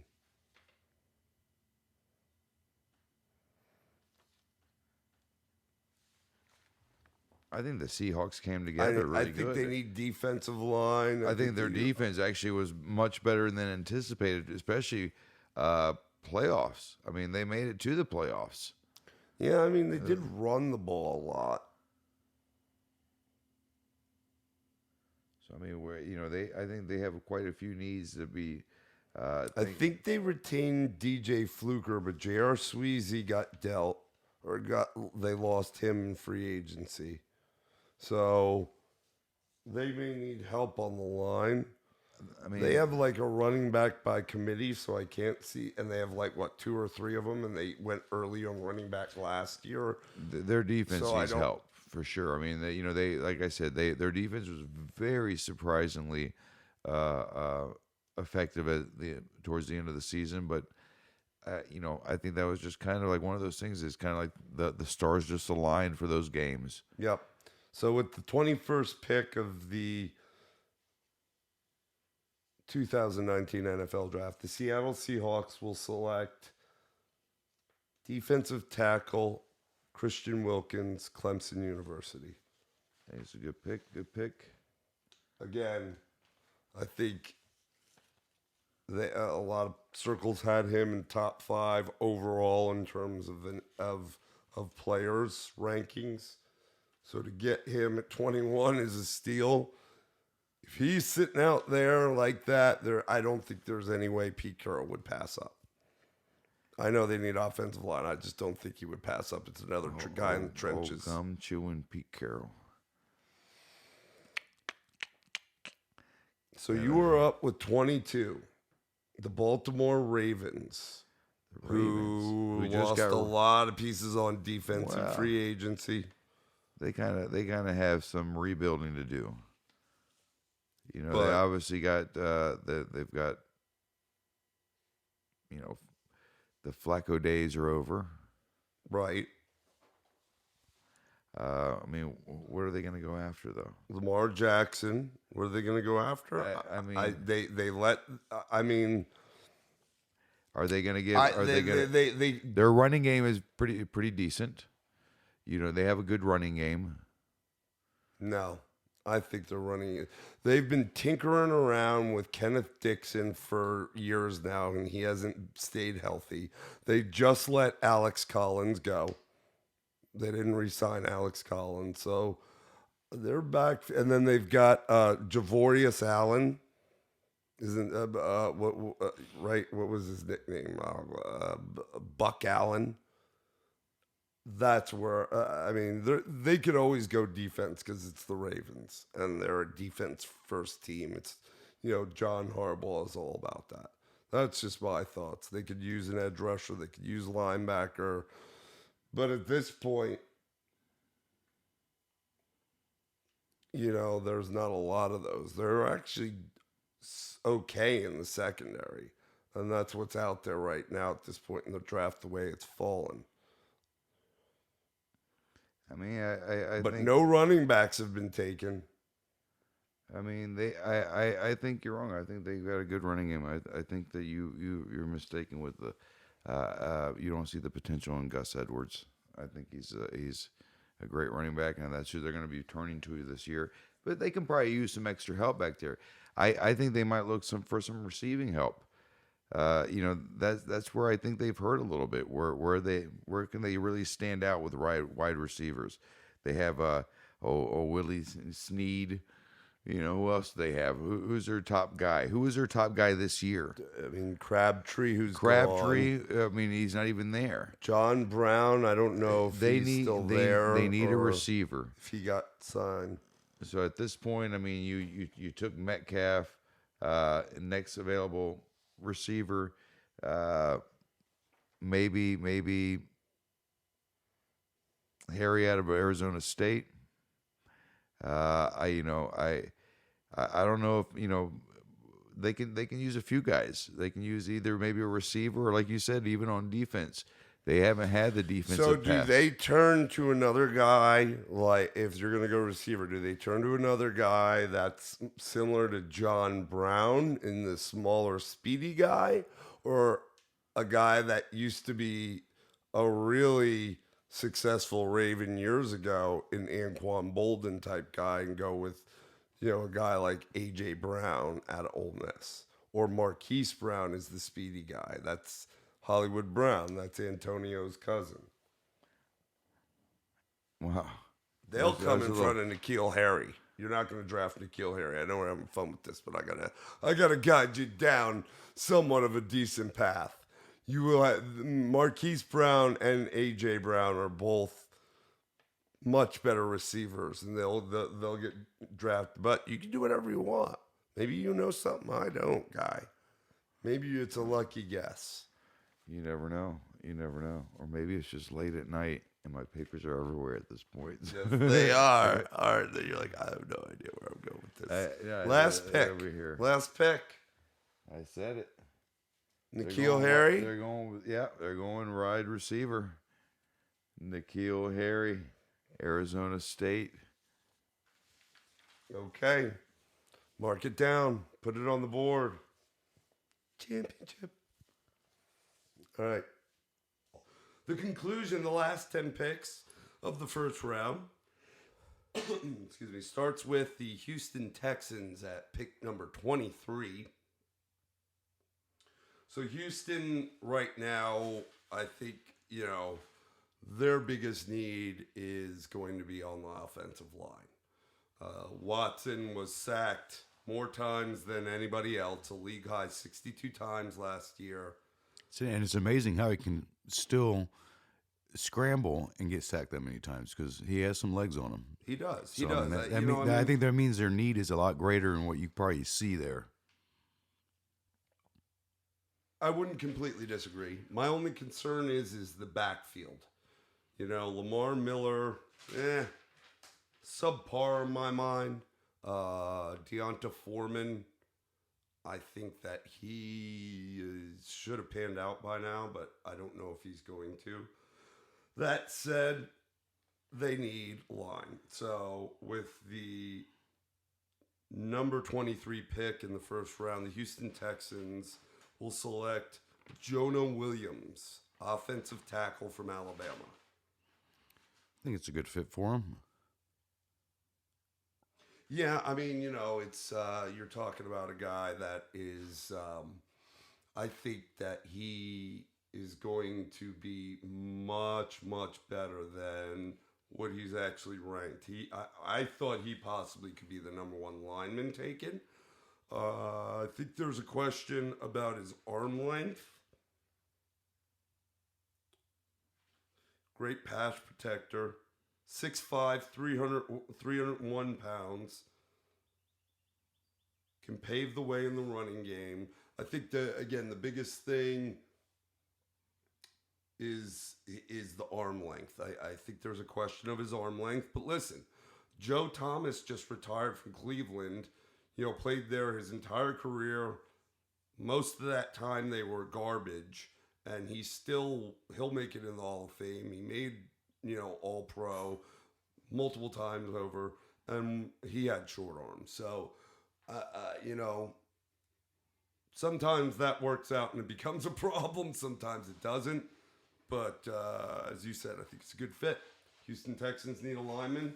Deshaun needs time. All right. Well, you were on the clock, sir. The Raiders. We have the Raiders. 24 via the Bears trade. Well, the Raiders. I mean, they have. They're actually. I like the direction they're moving in. They're getting excited. They had a great pickup with AB. And then their team is in a new area. They're going to have to. They're rebuilding. They're being excited. They're keeping their quarterback, which I think is a great move for him. I think he's definitely a star in the NFL. He's just had a few injuries that set him back. But at this point, I think they're kind of just building their whole team. I mean, where do you want to pick? They actually have 2 picks in the first round. Well, they have 3. 3. They have one more. They have one more. I guess they have one more. This is they have one more coming. Yes. Yeah. So the first one, you had them taking Montez Sweat, the DN from Mississippi State. I mean, right now, I think another thing that they could probably address, I mean, they obviously have their receiver out there and they can spread the ball out. What about a running back? I mean, they have a couple of guys on there on their roster. The backfield right now. I think they picked up Doug Martin. Well, they had Jalen, right? Jalen Richard was one of the running backs. Jalen Richard. They've got the Washington kid. And then you got, I think they picked up the bowling ball. They picked up what do they called him? the rock hamster or whatever they call Doug Martin. That's not a bad. You know what though? That's you're pretty on. I would say running back one way or another. I think they have a need for. Well, I mean, I think here in the draft this year, I mean, obviously it was going defensive heavy. You had a lot of guys coming out, not too many quarterbacks, but you got a couple of good running backs that are going to be, a good grab for some of these teams. Some guys that are going to be able to hopefully prove themselves in the NFL, give themselves a chance. Josh Jacobs out of Alabama might be a great fit over there. I mean, I think he can be what they're looking for, some explosiveness. They have, like I said, picking up AB out on the outside. Catch the ball, run the ball. You can have somebody to dish it out to if you need to. But, I mean, you're not going to have that problem with Antonio Brown. Come on. Let's be real. That guy's, I mean, he's worth what they're paying for him. They obviously, address that issue. They can take care of their whole receiving core with one guy. I mean, Atlanta's done it with Julio over the years. Other teams have done it with one guy. So they've addressed that issue. Running backs are definitely a way to go, I think, with them. They need to move that ball in the backfield. They've always been a run and pound type team, and I think eventually they're going to get back to it. Good pick, Josh Jacobs. I mean, he is probably the number one overall running back. Position-wise, for sure. I mean, he's a monster. And I mean, some have him ranked as the number 15th overall player, so to snag him at 24 is a good deal, I think. I think that's very there's a lot of good running backs right now in the league, so I mean, that's unfortunate for him. Yeah, I mean, they're going to need... When these drafts come around, it really depends, it goes both ways. Needs of teams and quality of player. Unfortunately, if you have the best quarterback that you've ever seen in the league, and you just signed an extension, you just had a guy that you just drafted 2 years ago, and he's been your guy, and he's taking you to the Super Bowl. You're not looking for a quarterback, even though that might be the best thing for you. But hey, it depends on who's out there and what's available. I think it's a great pickup for that position. Yep. No, that's actually not a bad pick. I do think they need a tight end with Jared Cook possibly departing, but with they have one more. They have one more pick. But with T.J. Hawkinson, the Iowa tight end, who was the number one overall, and really I think the only one tight end that even came close to the first round, and he was high. I don't see them going early for a tight end at that point. So that's a good pick. Josh Jacobs, number 24. So Philadelphia is on the clock. I've got Philly at number 25. I loathe the Eagles. As a Giants fan. You say you love the Eagles, right? Loathe. Oh, loathe. Yeah. It sounded like love. Loathe. Well, the Eagles have a lot of needs. I think they committed on their quarterback. I mean, committed. At least Foles is gone, so Wentz has to be healthy. They're certainly not going to take a backup here. They have some people, but pretty ballsy though, because I mean, look at Wentz's record lately. I mean, great quarterback, might be their future, but God, is he going to get hurt? That's a problem. That's like Mariota. It's the same thing. I mean, can he stay healthy the whole season? Great quarterback. Can they still stay healthy? I'd rather go with the guy that's going to stay healthy. But hey, I'm not running their team. And on that note, I mean, there's a lot of things that they could help him stay healthy. Jason Peters, great offensive tackle, but he's 37 years old. He's late 30s. So, they're going to have to eventually have someone else come in. Running back, you look at the Eagles, and they make it work with 3 or 4 mishmash of running backs. But if they had a banger, like a true number one, problem is the only guy I could really say that in this draft at this point, and I didn't even know if he is a number one, but it's Josh Jacobs, and you just took him. Yeah, I mean, it's that's where they're going to start going. I mean, like we've discussed earlier, the defense was that, but you'd be stupid not to start getting some of these players that are available. But now, kind of limited on some of these running backs and quarterbacks if you really need them late in your picks. You got to go farther down the list now to find a quality guy. I mean, where are you going to get somebody? Maybe look for a free agent during the beginning of the season, seeing who you can maybe coerce to come over, or are you going to try to pick somebody that you think that you're going to be able to mold into a quality running back for your team? Well, I mean, here's the thing. I find that look at the Eagles' offensive side of the ball. So they've got a mishmash of like 3 or 4 running backs, right? At their skill position in the running back. At their wide receiver position, really kind of a mishmash. I know you got Alshon Jeffrey, but he's getting older. He seems to get hurt every year. He's always got injuries. You've got, you got Nelson Aguilar. Ertz is a tight end, even though he could play receiver. But they've kind of got a mishmash there. But they won the Super Bowl like that. They have a mishmash of players at the skill position. They were able to win the Super Bowl. What they always seem to focus their attention on early in the draft and spending money in free agency, like their top priority is the defensive side of the ball. With Jordan Hicks departing the team, I believe that they are in serious need of a linebacker. I believe at this position of the draft and what's left on the board, you have the number 2 overall linebacker still out there in Devin Bush from Michigan. Inside linebacker, the guy is great against the run. I mean, he's just a banger. 5'10", 220 pounds, he likes to hit. Okay, the guy likes to hit. And he's a good cover linebacker, too.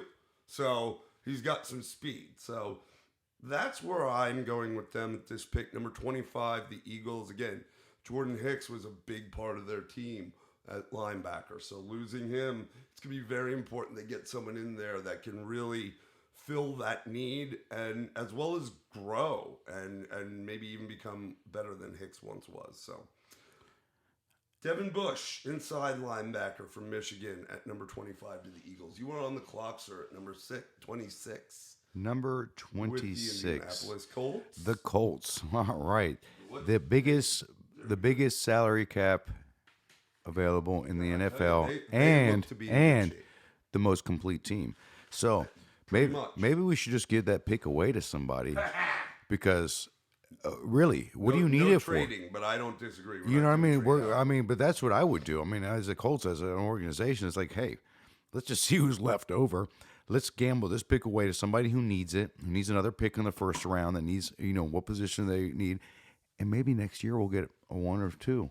Who cares? At this point, they've got, with Andrew Luck being healthy, they've got running backs out the wazoo. They got 2. They got 2 they're doing. 3.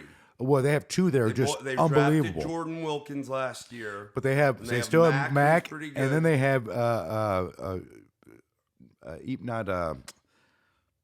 what's his name? I'm always bad with the names. He came up big at the end of the season here. Yeah, you had Marlon Mack, Jordan Wilkins, and it'll come to me too. Hines, yeah. Hines. And he did great. I mean, so you obviously you don't have a need there. Your receiver core, maybe we can get a superstar. Maybe that's what we'll look for. I think when you've got T.Y., keep in mind Deion Kane was drafted early out of Clemson last year and tore his ACL, so he'll be back. They've got a few guys, but that's a need of theirs. I think that's going to be their biggest thing. If they really can, and Luck can get it out to them. The defense was quite remarkable though this past year. I mean, they did a great job. I mean, having them a couple of times picked up on fantasy. That secondary even better because with a team with a quarterback like Andrew Luck, teams are going to try to keep up. So that means there are balls in the air. You need secondary too. So you've got some options here.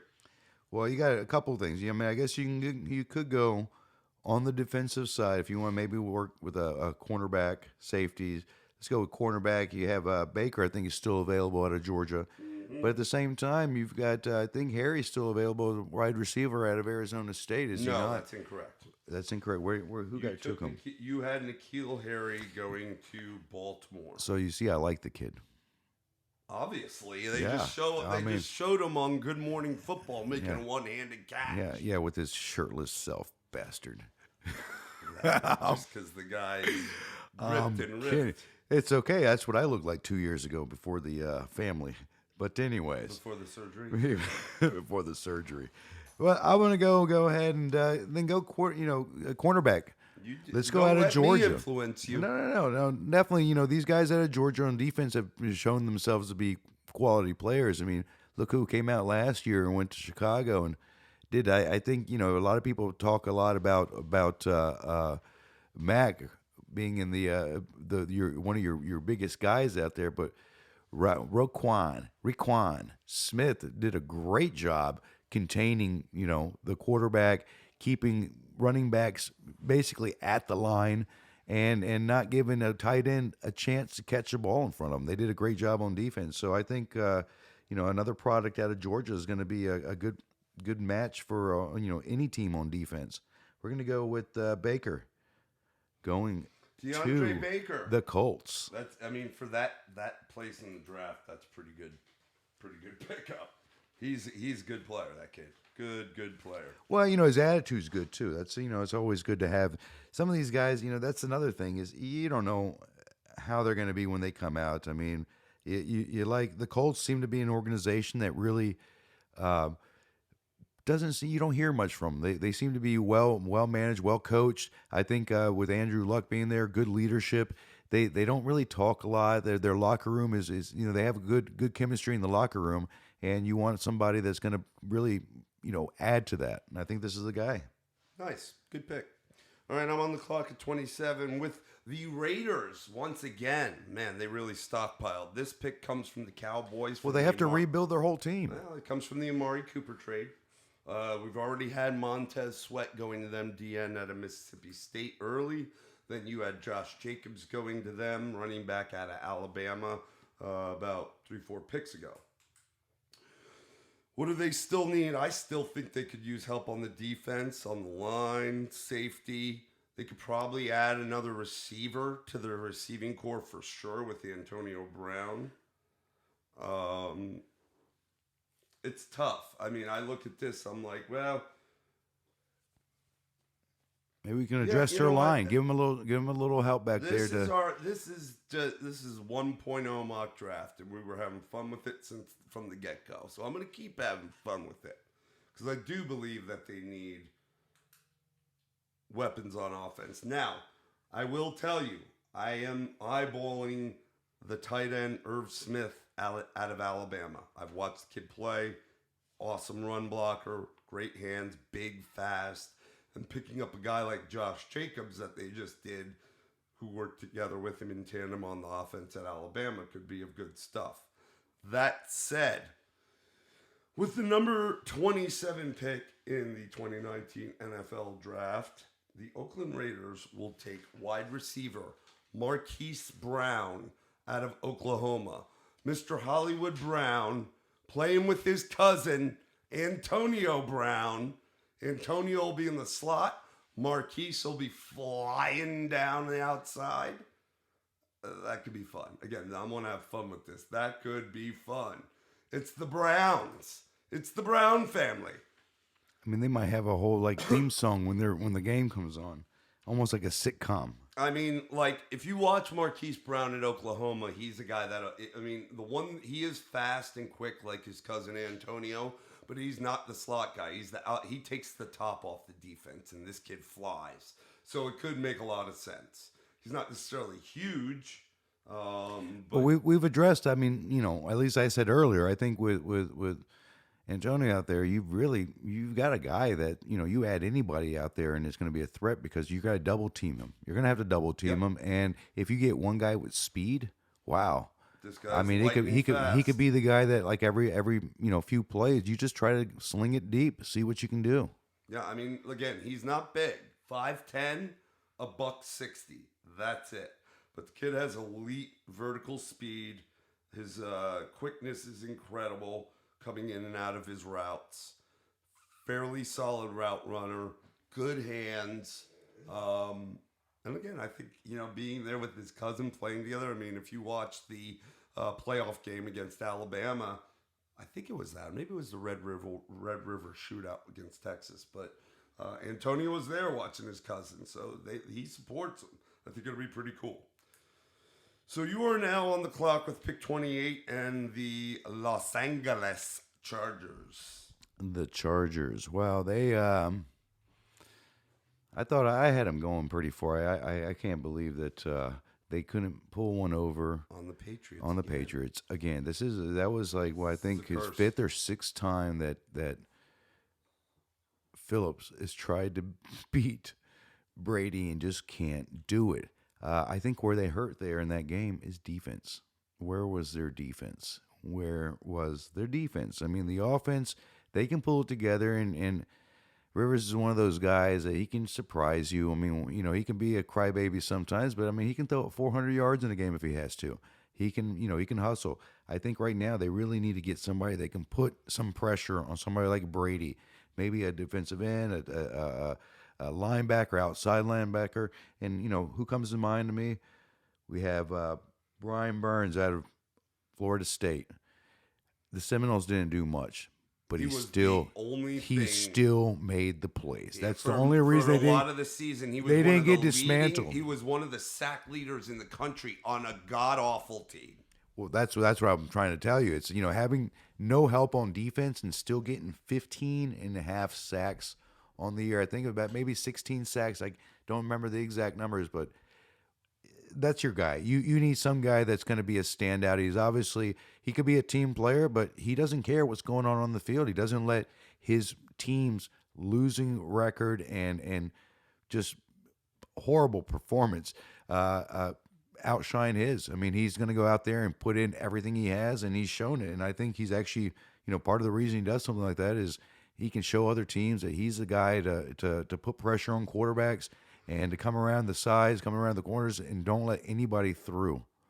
I will go with him. Well, my only question to that is they drafted Bosa early, last year. I mean, they've got some DNs out there. The one thing I do like about this, and I'm always a fan of getting players that were on the same college team if they're in the same side of the ball. And last year they picked Derwin James up early, who is an absolute stud. Derwin James is awesome. Well, for sure. State. But I mean, now he's got Burns coming. You can never have enough edge rushers. So I'm not going to argue on with defense. you, but that's they exactly do right. have some edge rushers. They need help at D tackle. They need help at safety, at corner, at linebacker. The one thing they're not huge need is DN, but it's your pick, and you can never have enough edge rushers in my mind. So you got it. I'm definitely taking them. I mean, when you're looking at how I think some defense need to be run, it's having guys that you can take out and put in another guy that is just as good. Having a defense that's fresh for 4 quarters because you're sharing the workload 50% of the time, and I've seen many teams do it. You're pulling 2 guys out, putting 2 guys in. They're just rotating in and out. They know how to play the positions.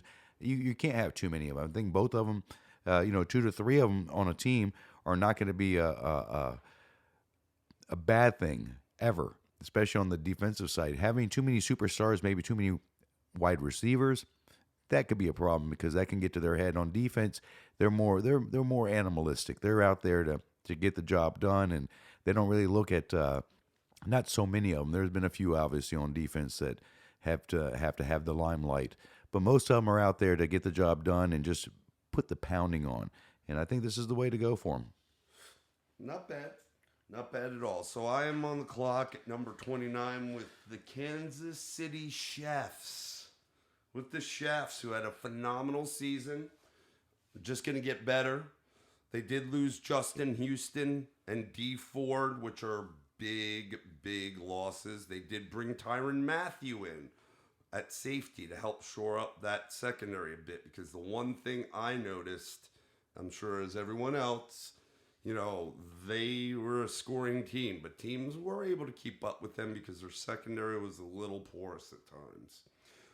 They also have to fill a need at center because they lost Mitch Morse, their center. That position is always so hard to fill, though. That center position, who's available out there, but a lot of times it's chemistry between the quarterback and the center. I think they have a lot of say-so on who's going to be handing them the ball. I mean, the only other person they get that intimate with is their wife. A lot of these centers, though, are not you never see them in the first rounds or stuff because they're not like these huge physically gifted guys. It's a mental game with them. They got to be smart. Centers got to be smart because they're the quarterback for their line. That said, there are some players out there like a Dexter Lawrence out of Clemson at D tackle that I think would be a great fit. That's high up there. But I think if they continue to shore up the secondary, especially at cornerback, and get strong there, where you can't just throw on them, then I think they're going to be trouble. I really like Byron Murphy out of Washington, the corner. He's fast. He's aggressive. He's a ball hawk. My issue is he's 5'11". He's $170. So he's not that big. But, I mean, that's kind of a corner size for typical. He just needs to knock the ball down. He doesn't need to be, that's their job is to knock the ball down. I know they intercept. I still think that the future of cornerback is what Seattle started years ago with Richard Sherman, is those tall, lanky corners that still have the speed and the ball hawk skills. So with me saying that, and with me being a Clemson homer, at the number 29 pick, the Kansas City Chiefs will take cornerback Travion Mullen, Clemson University.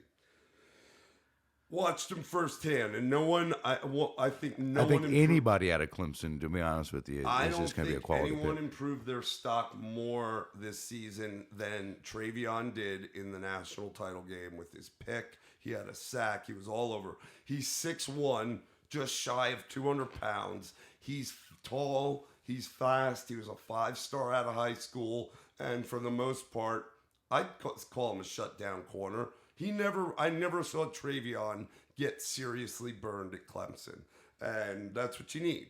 So, you're talking about a guy that lengthy, speedy, and is very physical with the ball. He knows how to play outfielder and get under the ball. If you don't think he does, look at the national championship game. His one pick will show you everything you need to know in terms of him locating a ball in the air, and that was Tua Tagovailoa. So with the 29th pick, the Kansas City Chiefs take Travion Mullen, cornerback, Clemson University. You are on the clock at pick 30 with the Green Bay Packers that traded with the Saints. Saints sent them this pick last year to move up to get Marcus Davenport, the D-end from UTEP. Would they pick up Jimmy Graham from the Saints? Was part of the trade? No,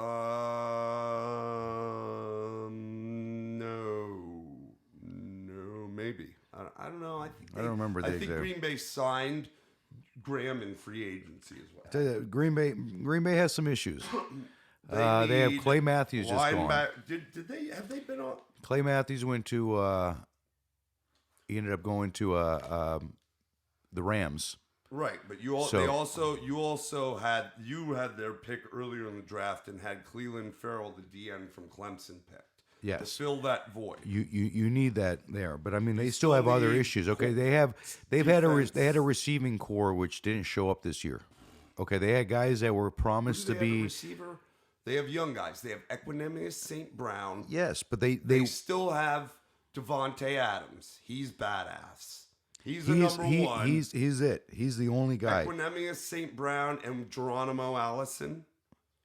Geronimo was hurt, and then on top of that, they don't have a tight end. That's the problem, the tight end. See, that's where they're going. It was a Graham. Rodgers loves his tight end. And Graham was, I think, was supposed to be the answer, and he did nothing, nada. I mean, are you kidding me? Or did they pick up just a dud or what? I mean, because this guy is just, his numbers were piss poor this year.